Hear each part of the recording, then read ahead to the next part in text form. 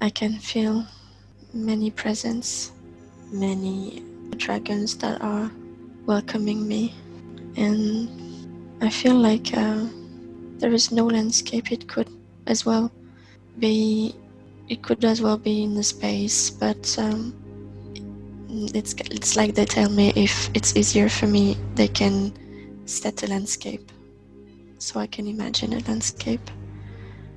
But we could also stay in space, or in this like vast space where there is nothing but energy. What do you prefer? Oh, just no, we could stay in space so I can focus on their presence only. Okay, very good. There are three of them. Mm-hmm. I can feel like they are in front of me. I can feel them smiling and welcoming me as myself, as a dragon. They know they know I'm like a messenger, and it's like I traveled all the way to them and taking back my dragon shape, and then eventually I will have to go back on Earth and give the messages. I don't know if it's clear. It's very, very clear, and it's very, very beautiful. So, in a sense, you have reunited with them now. Yeah. Yes, I feel there are three of them, but there is one that I can really feel like stronger than the others on my right, in front of me on my right. Mm-hmm. Would you like to describe for us how do these beings look like? Well, they are huge. Like they could be as huge as a planet, but they can have also a shape. This one would be quite dark, green, brown. I think I know this one. I think he's one of my guides. You feel some familiarity with him? Yeah. Well, actually, yesterday night when I was asking them to connect with me for for today's session, I felt his presence, and that he said I will be there. Looks like he kept his promise. Yeah. The other two, I'm not sure. I can't really feel them as clear as the first one. Okay, so going back to the most prominent one, the one who is closer to you, what more could you tell me about this being? Does this being have more feminine or masculine energy, first of all? It's rather masculine. Yes, masculine. Okay. He's more like a big dragon. That could look like. Have you seen the movie Dragon Heart? No. It's a movie from 1997, something like that. Okay. But anyway, the dragon looks like that, like quite a massive dragon, earthy dragon with horns. What is he doing now as you are connecting with him? I feel like they're all waiting patiently. What are they waiting for? The questions. Okay, so they are very well aware that we want to connect with them today and ask something. Yeah. Yes. They said that they knew about it. Yes. Wow. It was meant to be. So I want to personally thank them for their presence. I'm honored that they are here for us today. First of all, would he like to give us a name? Maybe we could refer to him with a name. Yes, just asking him to confirm because I know his name, but I want to confirm. So, okay. Yes, it's Smur. Yes, Smur. Yes, SMUR. Okay, very good. Thank you. Thank you very much. So, I would like to ask him why is he that came today? What is his connection with you? First thing that came to my mind is that he said, I'm the messenger for today, and asking him who is to me. He says he's like my teacher, or kind of a tutor, kind of a parent, something like that. He's watching over me. It's like a supervisor. Because I was asking him why he's coming, and he said something like he also has things to say. Okay, great. So I would like to give him this opportunity. How would that be for you if I ask him questions and you allow him to speak through you? Okay. Okay, very good. Thank you so much. So, Smur, welcome in our space today. Once again, I'm honored for our connection and for your presence here. Says it's my pleasure. Okay, so I would like to allow you to give your message to us. I would like to allow you to speak and share with us what it is that you wish to share. Mm-hmm. First, when you ask to connect with him, or the first image that came to my mind is that it's like my head as a dragon is, against his own head, and that makes a connection head to head. So this is how we can connect, and how he's going to telepathically give me the information. Wonderful. Thank you for this clarification.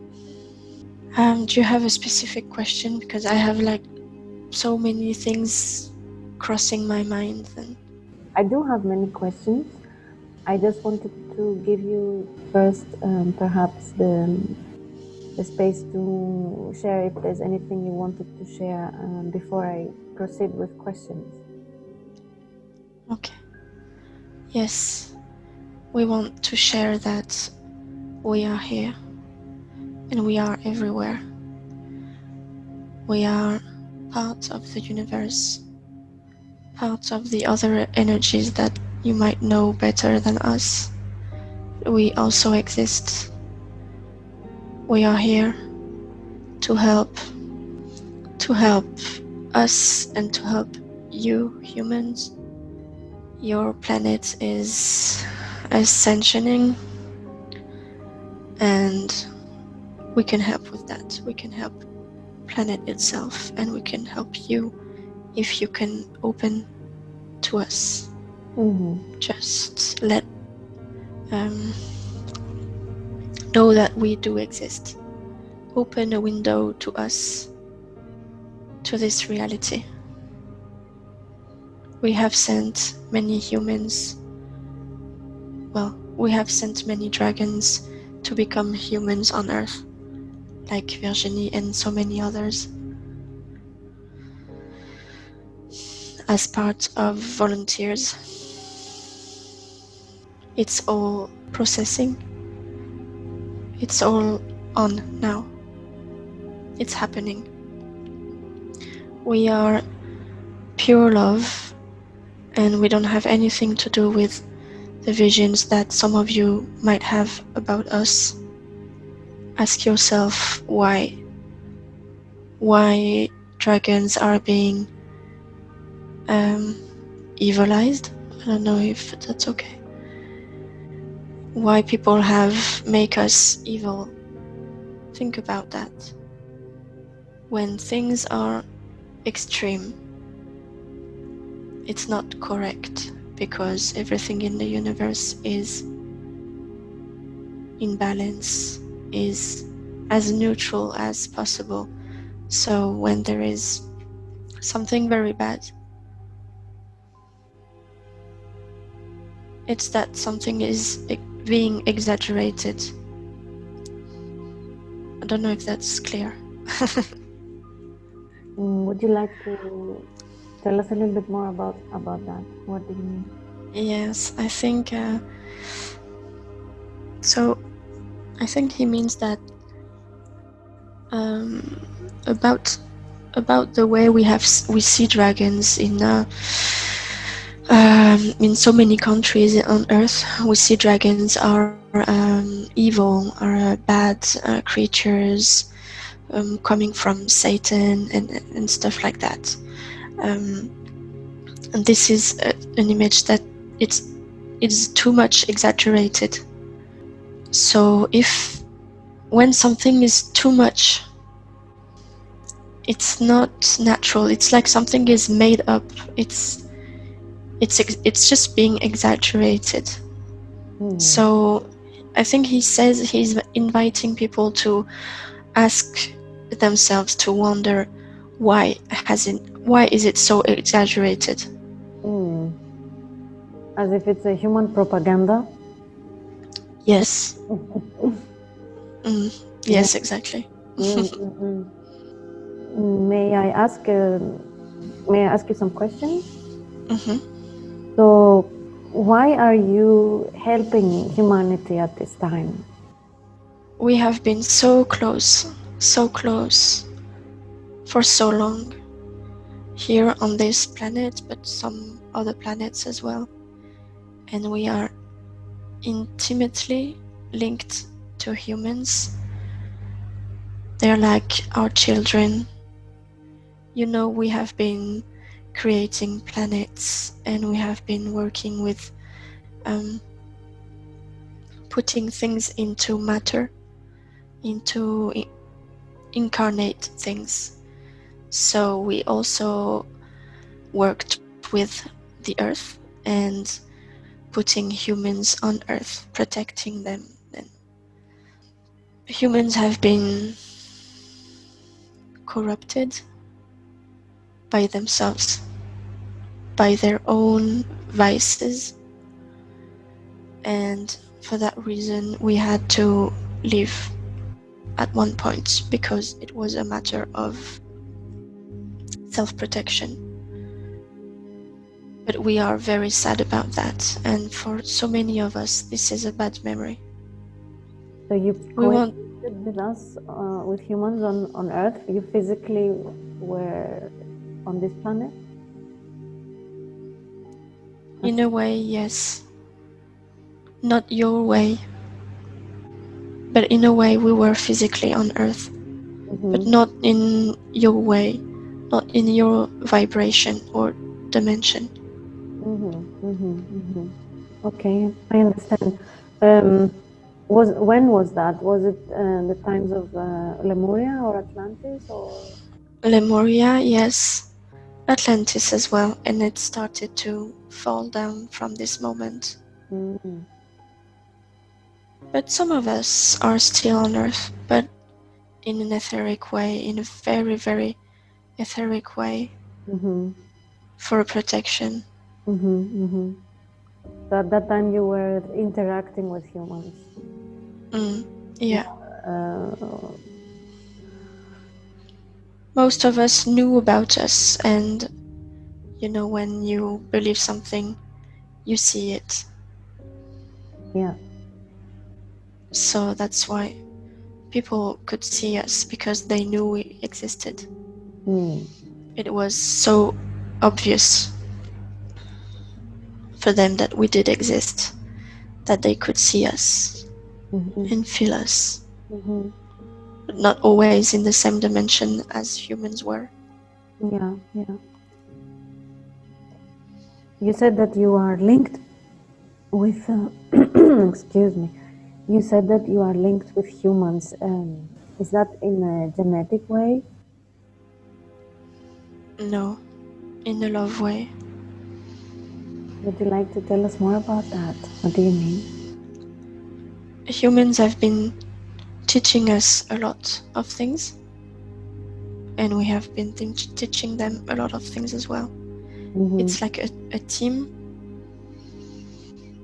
and we were working together, not only on planet Earth, but some other planets as well. This is like a scheme that existed on many realities, and we chose to work with humans because we could feel the strength and the love.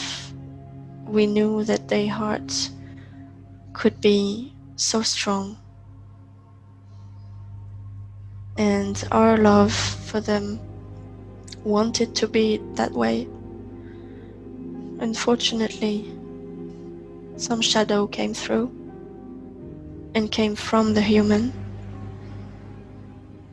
Love turned to hate and to fear, and we knew it was a risk, but our love was so strong that we were ready to take the risk. Which risk you mean? Massacre. The humans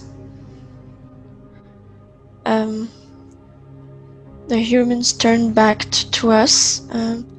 They decided we were worth killing to get our power, to get our strength.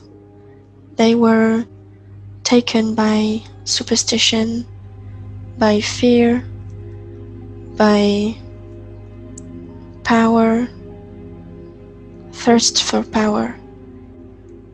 And they started to think that by killing dragons they could have all of this. Killing or controlling, dominating. All of these foolish intentions. Oh wow, so that's where all our folklore myths and stories and even in religion come from. Sure, yes. Nothing is invented. Everything is real at some level, somewhere. So that was the point where you decided to physically remove yourselves from Yes. planet. Yes, we had to abandon human. It was not really an abandon because it was for our protection and we could no longer stay on Earth. But I felt like I was abandoning humans and Earth. I felt like I was abandoning my kids, my children, and that they did not understand anything anymore, so it was heartbreaking. But I guess it was a collective decision of your group, so you had to live with your group. For those who still could, because so many of dragons died at this moment, were killed, massacred. This is what happened to Virginie, as she was a dragon at that moment in one of her lives. I, as Smur, left, but some of the dragons, like Virginie, died in horrible ways. Humans thought foolishly that our treasure was just money inside our belly. This is really stupid. Our treasure is our love for humans. But they did not see that because they were just angry and in thirst of power. So humans went deep down. That's their path. It's okay. we had to live, to grieve, to protect ourselves.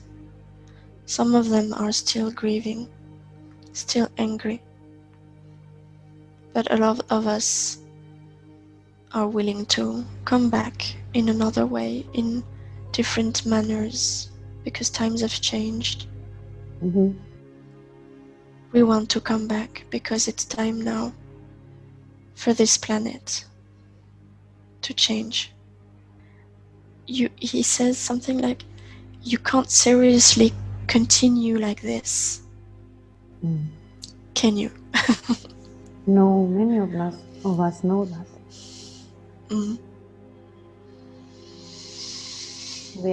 I think we are hanging from a very thin string on this planet. Everything. And unfortunately, not everyone, but more and more people are beginning to see this, start to wake up. Yeah. It's like there is a cloud over humans. At first I wanted to say over the earth, but then no, it's mainly a cloud over humans that pushes humans down to the floor and makes it harder to wake up and to want to wake up. What is this cloud? I guess it's symbolic. What does it represent? So many things. Beliefs, fear, resistance, and some other entities that take advantage of this. But what I understand now, they only take advantage. They can't really do anything more. So if one day humans start to stop being scared, if humans start to wake up, the cloud will just vanish, and those other entities won't have any more power over them. So the power of humans is really strong. It's actually the same as us, as all the other beings, but humans don't even know about that. And we dragons want to tell them that they are as strong as us. Only the strength is not in our body, in their body. Strength is in trusting the universe, in trusting love. Yeah, we give them permission to manipulate us. Exactly. But most people don't even know about that. Yeah.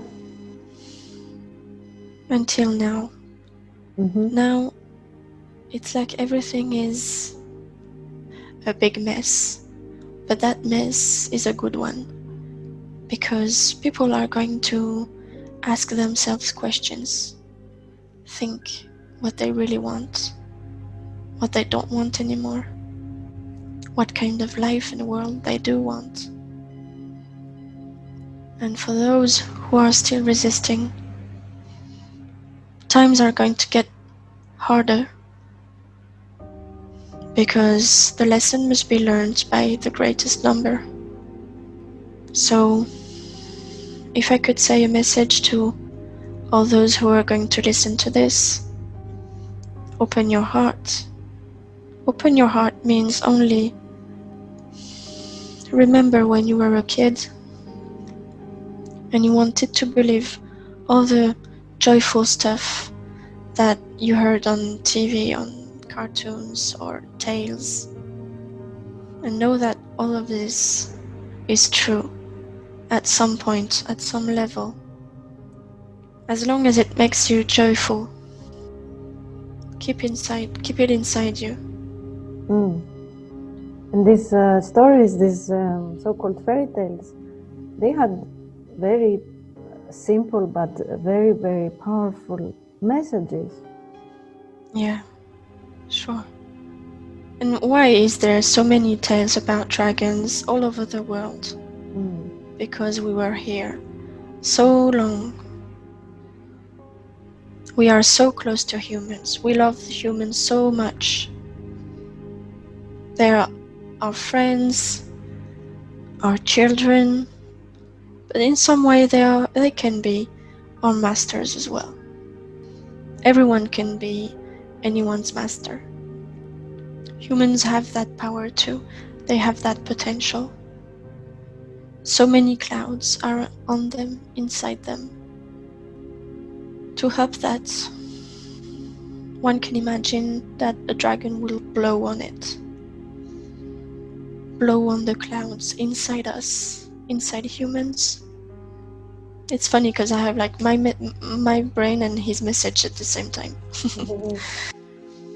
So he says like, imagine that a dragon, any dragon, no one cares what dragon it is, any dragon that will blow on the clouds inside yourself, outside. You can even imagine that a dragon would do that all over the planet. It won't hurt. And the more people will do that, the more it will help. It's not only in the head, it's not only imaginary. It really works.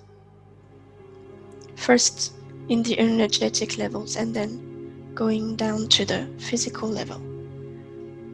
Don't give up hope.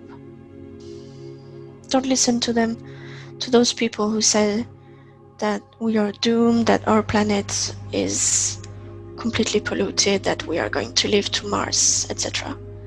No. Everything can change at any moment. Those beliefs are just part of the clouds. Do you want those clouds? Do you want to believe that the planet is polluted and the only solution would be to go on another planet? If you want to believe this, okay. Well, but if this story doesn't make you joyful, then know that this must not happen. Well, this should not happen. This is a potentiality. It's possible that this does not happen. Yes, that's a good words. We ultimately write the story, right? Yes, exactly. We want a happy end. Yes, sure. The happy end is not necessarily going on Mars. Okay, he says, I know Virginie is concerned about that idea because she's watched a series on Netflix called Away. So a team is going to Mars to eventually settle on Mars, and Virginie finds it quite stupid because we have a beautiful planet on Earth and we just want to go away on a desertic planet. Yeah. Sorry. I would like if you could share a little bit with us about your world, and a little bit of history for people who have never heard about your race. We dragons are part of the source. We came from the originated light, as well as every being, every conscious, every part of source. We are part of it. Some of us are closer to this original light. Some of us are closer to density like yours. We are everywhere. Every dimensions, every time, everywhere. In space, on planets, in between, in other universe. We are there. We are a part of your memory that has been completely forgotten. And remembering now who we are and our presence is remembering little by little who you are, humans. Part of yourself. We are part of yourself. You are part of ourselves. You say we are fantasy creatures. I like this word. Fantasy. Fantasy means something you'd like to be true, right? And we are true. So I'm happy to announce to you that we are no longer fantasy creatures. He's got humor. I was hoping he would say that. Fantasy creatures, just a protection that humans, use.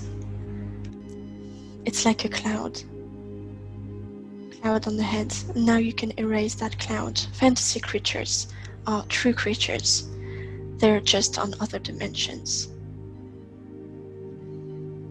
And you can try to ask for signs, ask to feel them, hear them, and just trust yourself, as we are doing right now. It's just a game. Remember when you were a child, and you were playing, inventing worlds, inventing friends, having conversation with imaginary friends. Were they imaginary? At that time you did not think that, so they were really true friends. Just go back to that moment where you thought everything was possible, because that's reality. Everything is possible, and we dragons are real creatures, and you have given us a specific shape, wings, like dinosaur with wings. But we have many shapes actually, and we are mainly energy. So don't bother giving us shapes. We're just energy. Of course we like our body. We like the way you represent us. Not always, but some dragons you draw, some dragons you have in movies are really beautiful, aren't they? We are also that. We can be everything. So we're like... Sorry, yes? So these representations of how we humans represent dragons, is it in any way accurate in some way? Yes, it is accurate. But it's not only that. It's much more than that. I see. And okay. You humans have a specific body, a definite body. You can change it by surgery, you can change the color of your hair, but you have this kind of body. 2 legs, 2 arms, a head. And we dragons can change our body if we want to. So the way humans are representing us is okay. It is a part of reality. It is some reality somewhere. Is it perhaps because that's how you you presented yourself while visiting our planet? Yes, well, yes, we chose this body, this kind of body. Every dragons you can see on Earth, I mean, every representation of dragons, so Asian dragons, they're all valid. Yes. And then we will choose whichever we prefer, whichever will resonate with us. For example, myself, Virginie sees me as a very massive dragon, very earthy, like with very thick skin, almost like a rock dragon. Because I want her to see me as a rock. I am her rock.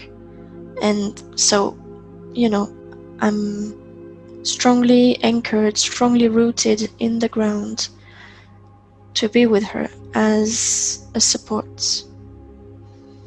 And also it does vibrate quite well with me. I like this representation.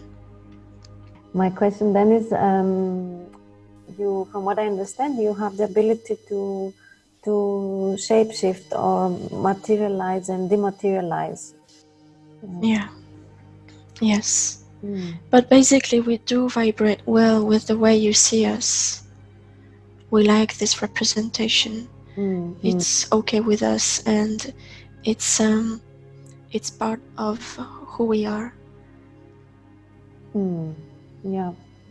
I just wanted to say something about what you were talking about earlier, about the fantasy creatures, how you commented on that, which I really, really loved hearing. And I just wanted to say the title I have given to the series is Fantastic Creatures, because I use the word fantastic in a sense of saying that it's amazing, very beautiful, or gorgeous, or in that way. And I was very glad to hear you saying that you don't exist in a fantasy, but you are actually real. And yes, and we are fantastic. Yes, we could be. I think so too. Yeah. So, do you have a home planet? Do you have a place where you reside physically? Where is your base, so to say? That you have physical world, like planet, like? Yes. Well, many planets. Actually, we are like humans. You know, you can find human beings on so many planets. And it's the same for dragons. You can find us on various planets, and you can also find us just in space, just hanging is the word that's coming, hanging in space, or in the light, or just as light beings. We have a wide range of beings. I don't know if that's correct, but that's the sentence that's coming to my mind. Meaning that, yes, you can find dragons in so many dimensions, even light beings or ascended masters. So those beings don't really have any planets, you see. Yeah, I understand that.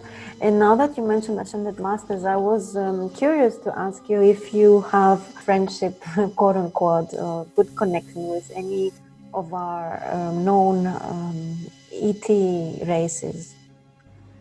Well, we know everyone.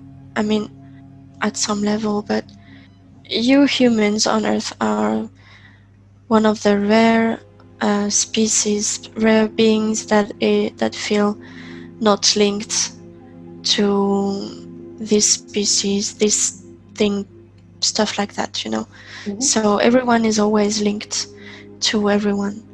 And then you just choose to strengthen the link or not. So we could, yes, be linked to ET, what you call ET species. Some of us are working with it's not really the word he wants to say, but we understand better that word. Because working is not like their job, it's just like their purpose.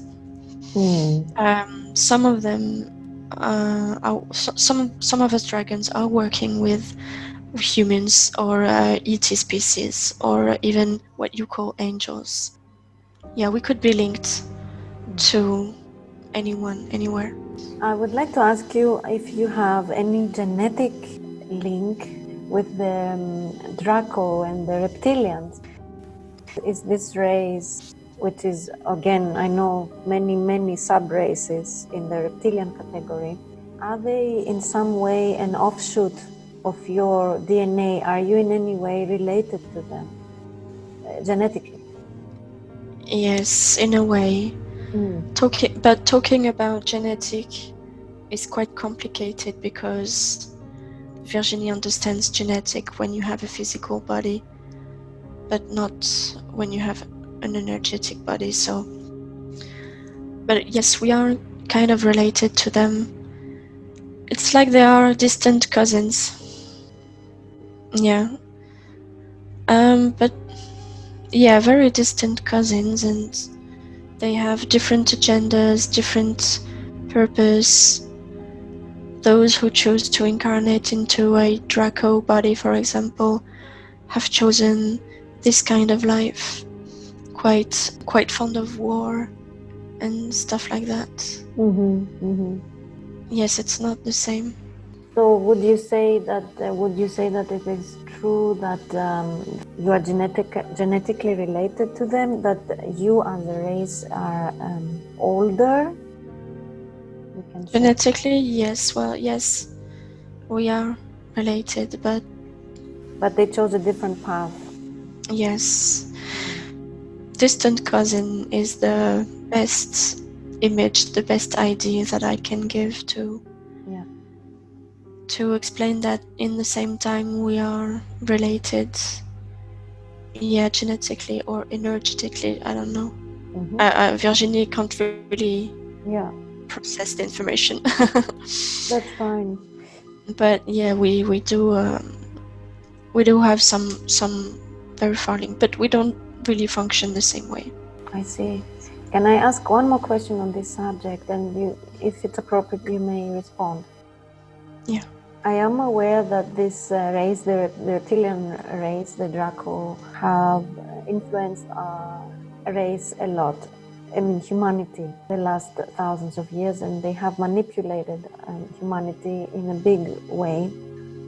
I would like to hear your perspective on that, and your view and your relation to your opinion and your perspective, your relation to that, what has occurred, and what is your relationship as a race with them?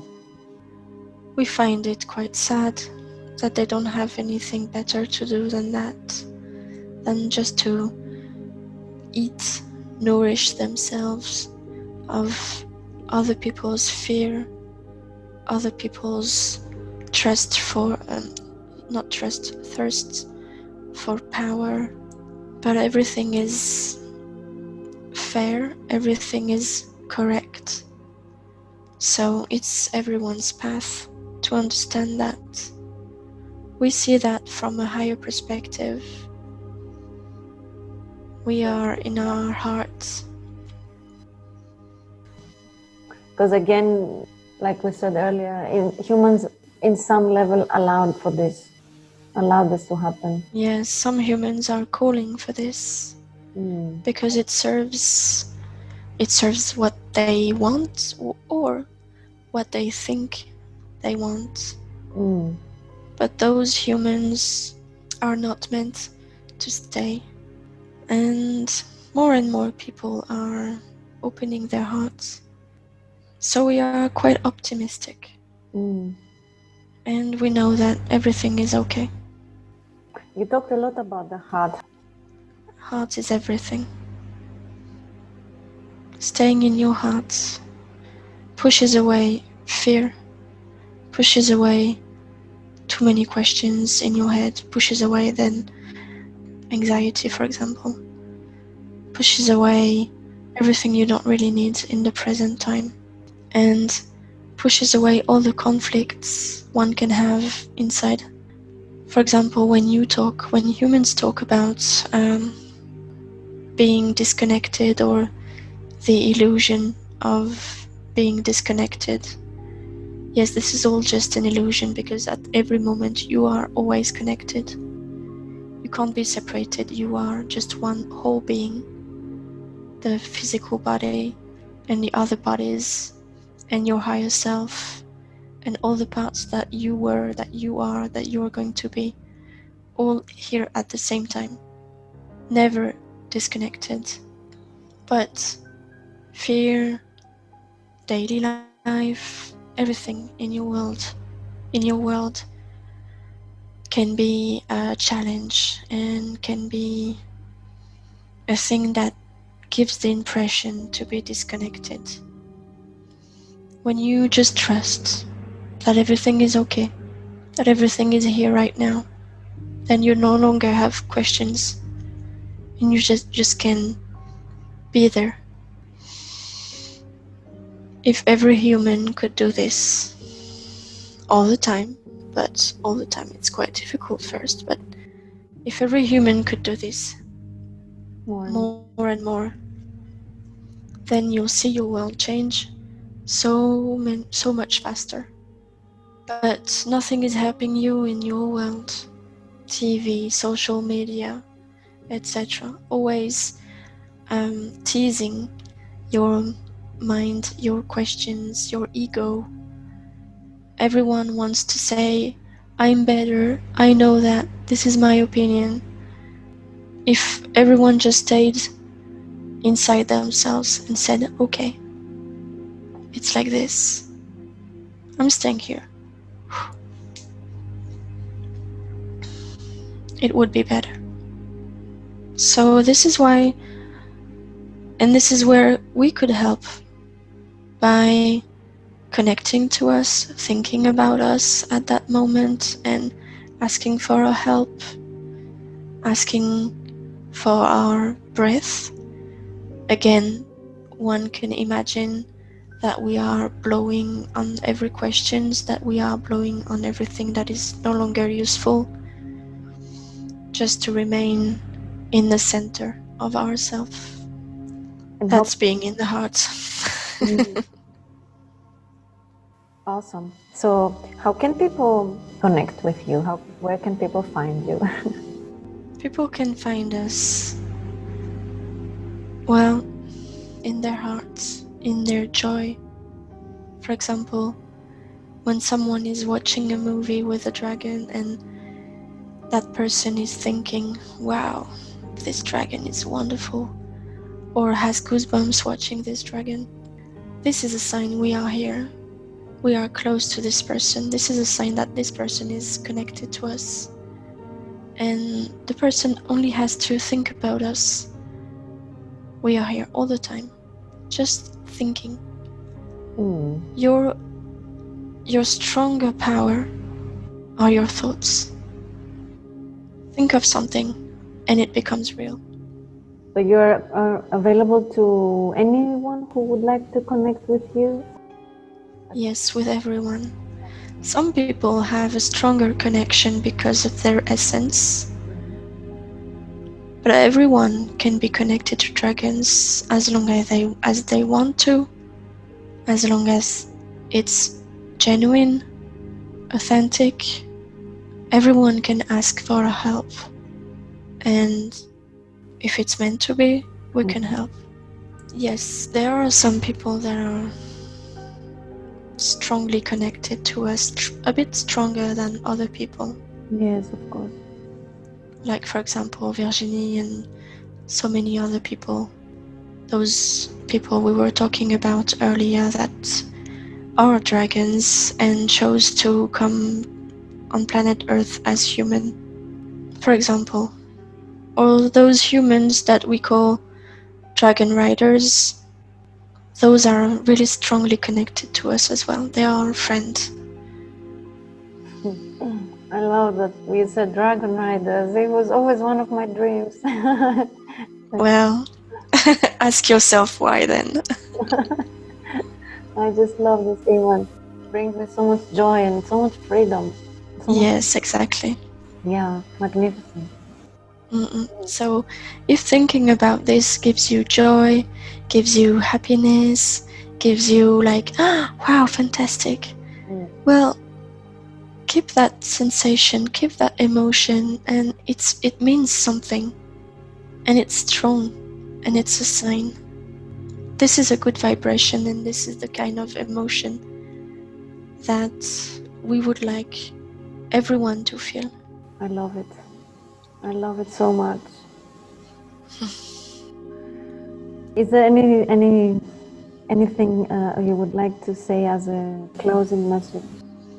Yes, I can feel the love is so strong, and he's got a message about love. So he wants to say that dragons are love beings above all, And he wants us, well, he wishes that we forget about all the evil, all the fear that is around dragons, all the tales that say that dragons are killers, are devil.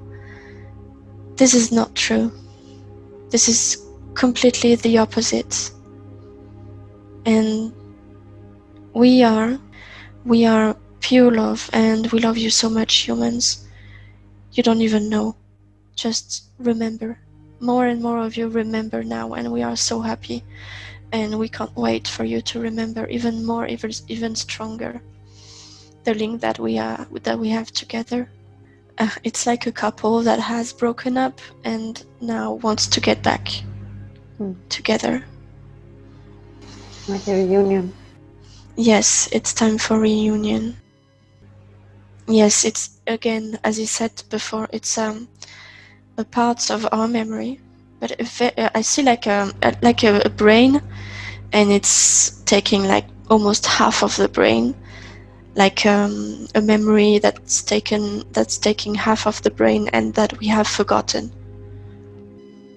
So he says that we have forgotten so many things of our history as humans on Earth, and that now, little by little, we are getting to remember.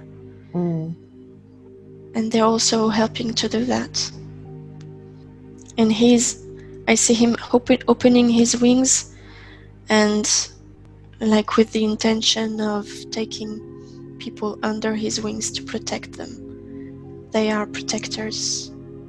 All of them. All of the dragons are protectors. This is such a beautiful image. Truly beautiful. Thank you. Thank you, S'more. Thank you for your messages, for your wisdom, for your presence, for your assistance, and for your love. My pleasure. Thank you. It has been an honor to connect with you. He says, like, I feel like he says he's happy to do this. Like, okay, let's do this again.